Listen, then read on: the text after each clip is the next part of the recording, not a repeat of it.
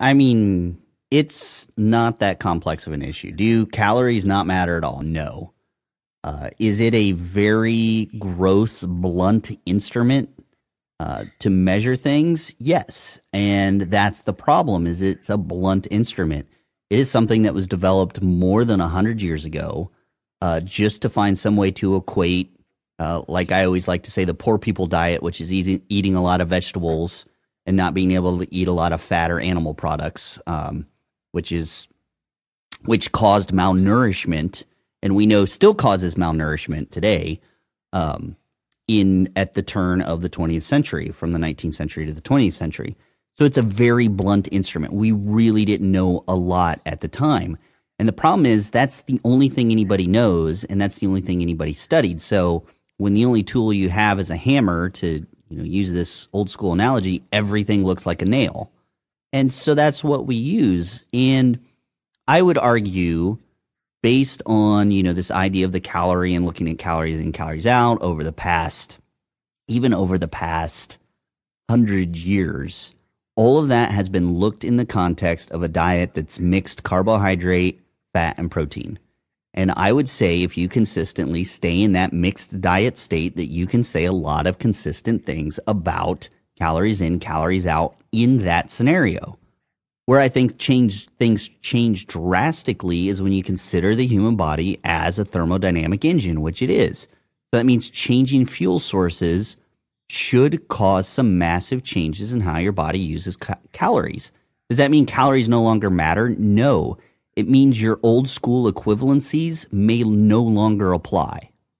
So you get some scale shifting. You get, okay, well, this activity actually uses up more calories than we used to, and this activity uses less. And because we don't have carbohydrates, this process is going on, which is way more wasteful. So we use more energy just sitting around, and I would say, and that needs to be explored. So we need new kind of information on what happens during that transition period. And then we need new information about how do we equate calories for somebody who is purely ketogenic all the time. We need to look at those equivalencies. And then, another interesting one that we don't have information on is, what if somebody's been ketogenic for several years or ultra low carb, and then they go back to a carbohydrate diet?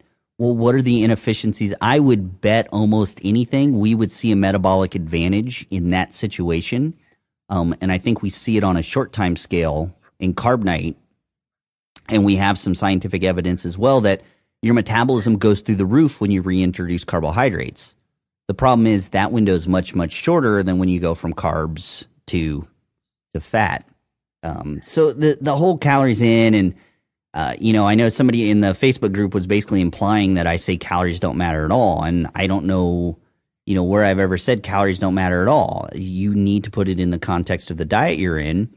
And that makes trying to track your calories down to the tens or even hundreds of calories that you're consuming and trying to equate that to your activity, it makes it, an asinine exercise.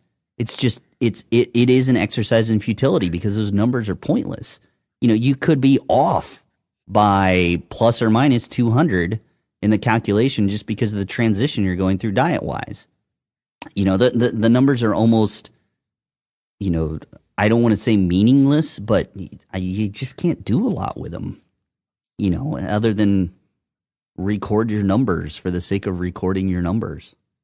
To add to that confusion, if you can wrap your head around the fact that the body is a thermodynamic machine, that means there is no reason that you can't lose body fat and increase muscle at the same time. But there's no reason you can't lose body fat while keeping at the same caloric load or even a little bit higher.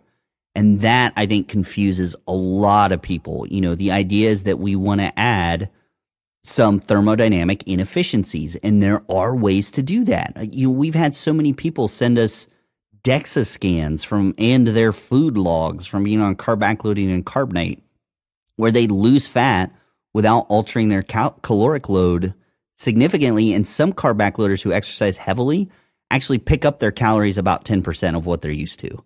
And they show, they have these DEXA scans where they've lost body fat. That is not an impossibility like you hear all the time in the bodybuilding camps. It's only an impossibility if you ignore that the body's a thermodynamic engine. If you think it's just really calories in, calories out, then there is absolutely no way you could wrap your mind around the idea that you could induce an inefficiency other than just starving the person. That would make no sense to you. And that's where Alan Aragon is. That just makes no sense to him. He can't really wrap his head around that, I don't think. And everybody in the Alan Aragon camp, there's a lot of people in that camp. It's the old school camp, and it's going to be really hard to basically sit around and wait till that camp dies out, because the information they're giving people is just not doing anybody any good. So eventually it's just going to die out. We just have to hold on long enough to, until their death throes come along. Mm-hmm. Okay. And even like that's my rant on calories. Like, that's a good rant.